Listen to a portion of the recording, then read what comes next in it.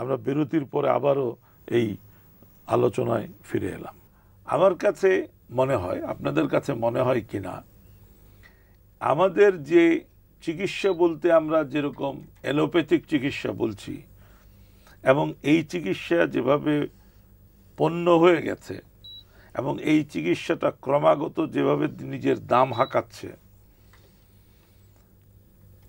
এই চিকিৎসা আপনি গণমানুষকে আপনার তার স্বাস্থ্যের নিশ্চয়তা এই চিকিৎসা পদ্ধতিতে দিতে পারবেন না। সেখানে ওই যে ঐতিহাসিক শব্দটি prevention is better then cure, সেই প্রিভেনশনের লক্ষ্যে আয়ুর্বেদিক, ইউনানি, হোমিওপ্যাথি কিংবা আপনাদের ভারতের সিদ্ধি, এই যে প্রাচীন চিকিৎসা, সেই চিকিৎসা পদ্ধতি, জীবনযাপন পদ্ধতি, সেটার উপরে স্ট্রেস করে রোগ হওয়ার আগেই রোগাক্রান্ত মানুষ না করে রোগহীন জাতি তৈরি করার, আপনি বলেছেন জনস্বাস্থ্য আন্দোলন। আপনি জনস্বাস্থ্য আন্দোলন বলতে সেটা বুঝিয়েছেন কিনা ঠিক আমি জানি না, কিন্তু এইভাবে কি বিবেচনা করা যায় কিনা যে রোগাক্রান্ত জাতির জন্য জাতি হওয়ার চেয়ে রোগহীন জাতি তৈরি করাটা অনেক বেশি জরুরি, এবং সেটার answer is not allopathy in all the cases. আমাদের যে সনাতন চিকিৎসা পদ্ধতি, সেই পদ্ধতিটাকে আরও শক্তিশালী করলে এই ব্যাপারটা গড়ে উঠতে পারে। আমাদের কাছে আধুনিক চিকিৎসা পদ্ধতি, অ্যালোপ্যাথি কথাটা ঠিক ঠিক বিজ্ঞানসম্মত কথা নয়। মানে একটা চিকিৎসা বিজ্ঞানের অগ্রগতির একটা ইতিহাস আছে, বিজ্ঞান অগ্রগতি হয়েছে, প্রযুক্তির অগ্রগতি হয়েছে, সেগুলো আমরা কেউ অস্বীকার করতে পারি না। সুতরাং আমাদের যে প্রাচীন চিকিৎসা পদ্ধতি যা আছে আমাদের দেশের, হোমিওপ্যাথিটা ঠিক আমাদের দেশের নয়, কিন্তু খুবই জনপ্রিয়। কিন্তু আয়ুর্বেদ, ইউনানি, সিদ্ধা, আমাদের এখানে যোগান, ন্যাচুরোপ্যাথি আছে। আপনারা আয়ুষ বলে কিছু করছেন না? হ্যাঁ, আয়ুষ বলে। ওই আয়ুষটা হচ্ছে, মানে এ হচ্ছে আয়ুর্বেদ, ইউ হচ্ছে ইউনানি, এ তারপরে মানে A Y U S H, এ হচ্ছে আয়ুর্বেদ, ওয়াই হচ্ছে যোগা অ্যান্ড ন্যাচুরোপ্যাথি, ইউ হচ্ছে ইউনানি, তারপরে এস হচ্ছে সিদ্ধা, এইচ হচ্ছে হোমিওপ্যাথি। এই কয়টা হচ্ছে রেকগনাইজড, যেটা আমাদের কেন্দ্রীয় সরকার সারা দেশের জন্যে মানে রেকগনাইজ, যেগুলো অনুমোদিত যে চিকিৎসা ব্যবস্থা আছে। এর বাইরে কেউ অন্য কোনো ব্যবস্থা যাতে করে লোককে ঠকাবার জন্য না ব্যবহার করে, সেই জন্যে এইগুলো রেকগনাইজ বলে বলা হয়। এগুলো কাউন্সিল ইত্যাদি ব্যবস্থা আছে, রেজিস্ট্রেশন ব্যবস্থা আছে ইত্যাদি। এর মধ্যে প্রাচীন যেগুলো আছে সেগুলোকে আমাদের ধরে রাখতে হবে, তার ইতিবাচক দিক ধরে রাখতে হবে। সঙ্গে সঙ্গে আধুনিক বিজ্ঞানের যা অগ্রগতি হয়েছে সেগুলির সুফলকে ব্যবহার করতে হবে, এর গবেষণা, প্রয়োগ ইত্যাদিকে আরও করবার জন্য, এর থেকে শিক্ষা নেওয়ার জন্য এবং এটাকে আরও উন্নত করবার জন্য। কিন্তু আধুনিক বিজ্ঞান চিকিৎসা এটা আমরা বাদ দিতে পারি না এই যুক্তিতে যে এটা সাধারণ মানুষের কাছে ব্যয়বহুল হয়ে যাচ্ছে। ব্যয়বহুল হওয়ার কথা নয় কিছু, এটা মানে ওষুধের ইউজের চাইতে অ্যাবিউজ যদি বেশি হয়, সাধারণত ওষুধ লেখা হয়, আমি একজন চিকিৎসক হিসাবে বলতে পারি, অনেক বছর আগে চিকিৎসক ছিলাম, এখন ঠিক চিকিৎসা করি না সেই অর্থে, কিন্তু নিজে যখন গ্রামে করেছি আমার অভিজ্ঞতা থেকে বলতে পারি, আর সার্ভেও হয়েছে, বহু সমীক্ষাও হয়েছে, পৃথিবীর বিভিন্ন প্রান্তে হয়েছে। যারা চিকিৎসকের কাছে আসেন, আমার কাছে আসুন, ওর কাছে আসুন অসুখ দেখাতে, তাদের অর্ধেক কমপক্ষে তাদের জন্য কোনো ওষুধ দরকার নেই, কোনো ওষুধ দরকার নেই।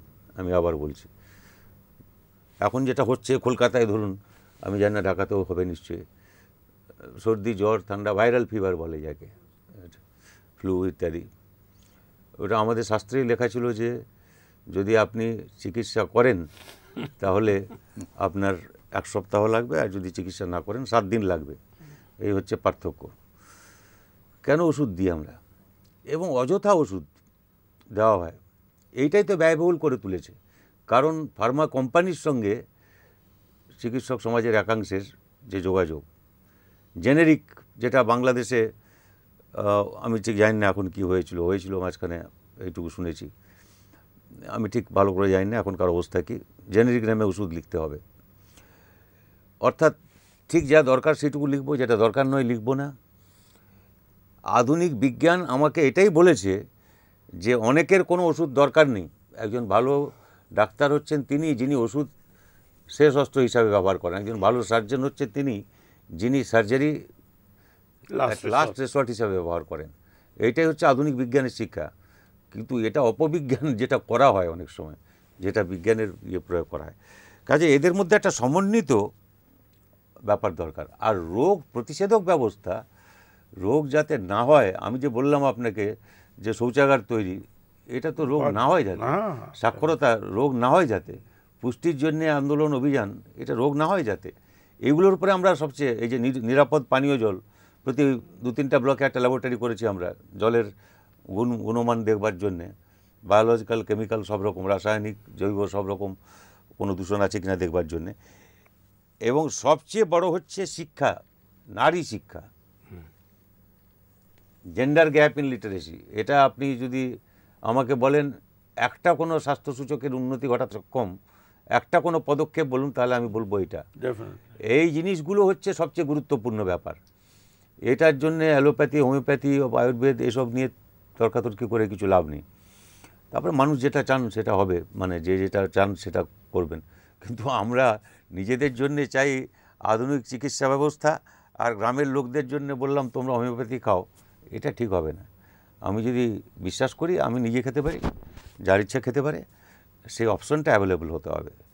কিন্তু এর খরচ যথেষ্ট কমিয়ে আনা সম্ভব আধুনিক চিকিৎসা ব্যবস্থার। এবং আমি এখানে একটা কথা বলি, সেটা প্রফেসর ইসলামের কথা আমার এখন মনে পড়লো, বলে যেতাম না হলে, যে গ্রামে যে চিকিৎসা দেবে ডাক্তার, চিকিৎসক, আমরা অনেক অভিজ্ঞতায় বুঝেছি যে খালি এই পাস করা, মানে গ্র্যাজুয়েট ডাক্তার, পোস্ট গ্র্যাজুয়েট, এই আমি গ্রামে দেওয়া অদূর ভবিষ্যতে সম্ভব হবে না।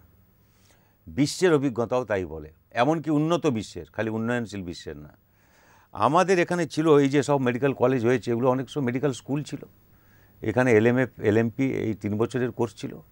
এই 3 বছরের কোর্স যারা পাস করতেন তারাই গ্রামে থাকতেন। আমি ছোটোবেলায় দেখেছি তারা গ্রামে থাকতেন, তারা বড় শহরে খুব বেশি থাকতেন তা না, গ্রামের জন্যে। এবং পরে তাদের শহরেও আসবার অধিকার থাকবে। শহরের বস্তি আর গ্রামের মধ্যে কোনো পার্থক্য নেই। এখন যে নতুন নগরায়ন হচ্ছে বিশ্বজুড়ে, এটা খুব ভয়ঙ্কর। সুতরাং এই 3 বছরের কোর্স এবং ডিপ্লোমা কোর্স চালু করার জন্য আমরা একটা আইন পাস করেছি, এখানে বিল পাস করেছি। এটাও রাষ্ট্রপতি সম্মতির জন্য আছে। কেন্দ্রের সঙ্গে আমার বহুবার কথা হয়েছে, আরও 2টো রাজ্য করেছে। তো আমরা বলেছি এটা ছেড়ে দিন আপনারা, ওরা বলছেন যে ওরাও একটা করবেন এরকম। ভালো, আপনারা যদি করেন তাহলে আমাদের ব্যাপার মিটে যায়। সুতরাং এটা করবার দরকার আছে, এবং এটাই একমাত্র রাস্তা যাতে খুব কম খরচে আমি আধুনিক চিকিৎসা বিজ্ঞান এবং স্বাস্থ্য সম্পর্কে চেতনা গ্রামাঞ্চলে সহজলভ্য করতে পারি। ডক্টর ইসলামকে আমি জিজ্ঞেস করব, এই ব্যাপার তো আপনি প্রচুর কাজ করেছেন, এই ওষুধের অপব্যবহার। বাংলাদেশের টেলিভিশন, কাগজে বোধহয় রেগুলারই এ ব্যাপারে আপনি কথা বলেছেন, এবং ডাক্তারদের এথিক্যাল কোয়েশ্চেনটাকেও বারবার হ্যামার করেছেন। আবার শেষ জীবনে এসে হামদর্দের চেয়ারম্যান হয়েছেন। আপনি এখন বাংলাদেশ হামদর্দের চেয়ারম্যান। আপনি চাচ্ছেন যে এই ইউনানি বা এই চিকিৎসাগুলো, আমাদের পুরনো চিকিৎসাগুলোর সুফল মানুষ পাক। ব্যাপারটা নিয়ে যদি আপনি একটু বলেন। আপনার এই ওষুধের অপব্যবহার, ওষুধ নীতি করেছিলেন, তার সম্বন্ধে আমার একটা সাজেশন আমি বলবো, একটু সময় যদি পাই। হ্যাঁ নিশ্চয়ই। তবে এটুকু বলবো, এখন অসুখ বেশি হয়েছে, ওষুধ বেশি হয়েছে, ইনভেস্টিগেশন বেশি হয়েছে, ডাক্তার বেশি হয়েছে। এ হওয়ার ফলে হয় কি, চিকিৎসার একটা ব্যবসায় পরিণত হয়েছে।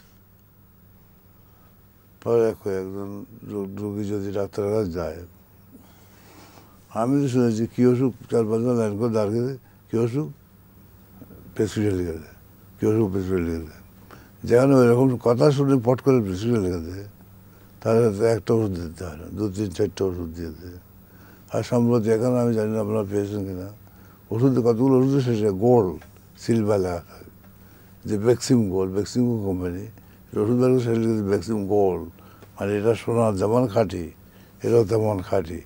সোনার যেমন বহু গুণ নষ্ট হয় না, এটাও নষ্ট হওয়ার জিনিস উপকার আছে, গোল্ডের যোগ চেষ্টা করে, গোল্ডের কিছুই নেই পারে।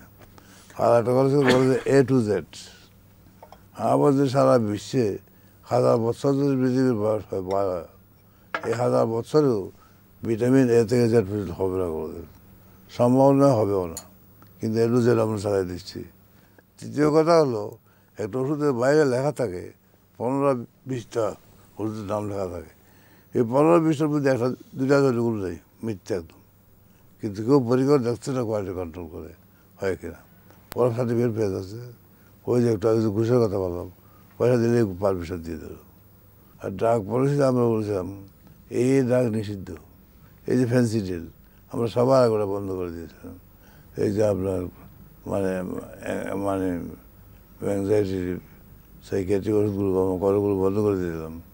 তারপরে টনিক্স, ভিটামিন, মৃত্যু সঞ্জীবনী সুরা, মৃত্যু সঞ্জীবনী তো মানে মৃত্যু সঞ্জীবনী না, এরা মানে মৃত্যু কামিনী কিংবা যা বলা মানে কোনো নাম হওয়া উচিত। পুরা 74%, বিজি পাস, 60% ছিল অ্যালকোহল। আমরা যে অ্যালকোহল দিতে পারবো না, যখন ওষুধ থাকবে সেটা নিষিদ্ধ। ওই যে অ্যালকোহল তো প্রিজারভেটিভ যদি হয়, আমরা যদি প্রিজারভেটিভ যদি দিতে হয় 5% অ্যালকোহল যথেষ্ট, এতে কোনো এডিকশনও হবে না, ওষুধটাও নষ্ট হবে না করতে হবে। কতগুলো আমরা রেস্ট্রিকশন দিলাম। তবে আর একটা কথা বলি, ওষুধের দাম, ওষুধের দাম ইচ্ছা মতো বাড়ায়, যেমন ইচ্ছা তেমন করে ইচ্ছা নেই। আমাদের সময় যে ওষুধের দাম 5 টাকা, এখন 15-20 টাকা 30 টাকা হলো, কেউ কোনো আপত্তি করতে পারে না। লোকে মনে করে বেশি দাম দিয়ে কিনলে মানে বেশি উপকার হয়। জনস্বাস্থ্যের আন্দোলনের পথেই কিন্তু আমাদের অনেক কিছু অ্যাচিভ করতে হবে। কারণ উপরে উপরে যারা আছেন, যারা দায়িত্বে আছেন, যাদের নখ ফেটে গেলে $multi-million হসপিটালে চিকিৎসা করেন, তাদের হাত জনগণের জন্য অনিচ্ছুক হাত। এই অনিচ্ছুক হাতরা সহজে কিছু দিতে চায় না। এবং ডাক্তার ইসলাম তার জীবনের অভিজ্ঞতা থেকে পরিষ্কার করে বলেছেন, নিজে ডাক্তার, সারা জীবন ডাক্তার তৈরি করেছেন, কিন্তু দুঃখের সাথে বলেছেন ওই এথিক্যাল কোয়েশ্চেনটা ইট ইজ অ্যাবসেন্ট। আমরা অহেতুক ওষুধ ব্যবহার করছি, অহেতুক অনেক বেশি ওষুধ ব্যবহার করছি, অনেক বেশি অযৌক্তিক ওষুধের নাম লিখছি, অহেতুক গরিব মানুষকে, উনি একটা ফ্রেজ বারবার ব্যবহার করছেন, জমি বিক্রি করে আসা মানুষকে দিয়ে মানে বড় বড় ধরনের পরীক্ষা করাচ্ছি, যেটা শুধু অন্যায় নয়, যে কোনো দৃষ্টিকোণ থেকে সেটা অপরাধ। সুতরাং আমি এই অনুষ্ঠান শেষ করতে চাই এই বলে যে দক্ষিণ পূর্ব এশিয়ার এই অঞ্চলটাতে বাংলাদেশ, পশ্চিম বাংলা, আসাম এবং অন্যান্য এলাকার ডাক্তার, আয়ুর্বেদিক যারা চিকিৎসা করেন তারা, হোমিওপ্যাথ, অন্যান্য পদ্ধতি থাকলেও তাদের সবাই একটা সম্মিলিত সম্মেলন কলকাতায় হতে পারে, ডাক্তার মিশ্র উদ্যোগ নিতে পারেন। একইভাবে ডক্টর নুরুল ইসলাম সাহেব চট্টগ্রামে, ঢাকায়, যেখানেই ওনার পক্ষে সম্ভব, উনিও এই ধরনের একটি পাল্টা সম্মেলনের ব্যবস্থা করতে পারেন। এবং সেই ব্যবস্থাদের মধ্যে দিয়ে জনস্বাস্থ্যের প্রশ্নে আমরা একটুকু যদি এগোতে পারি, সেটাই হবে অনুষ্ঠানের সার্থকতা। ডক্টর মিশ্র, আপনাকে ধন্যবাদ। ডক্টর নুরুল ইসলাম এই বয়সে অনেক কষ্ট করে এই অনুষ্ঠানে কথা বলার জন্য, হয়তো আপনার কথা পরবর্তীতে মানুষ শোনার সুযোগও পাবে না, আপনার কথা বলার জন্য আপনাকে আবারও অশেষ ধন্যবাদ। শ্রোতামণ্ডলী, অনুষ্ঠান আমরা এখানেই শেষ করছি।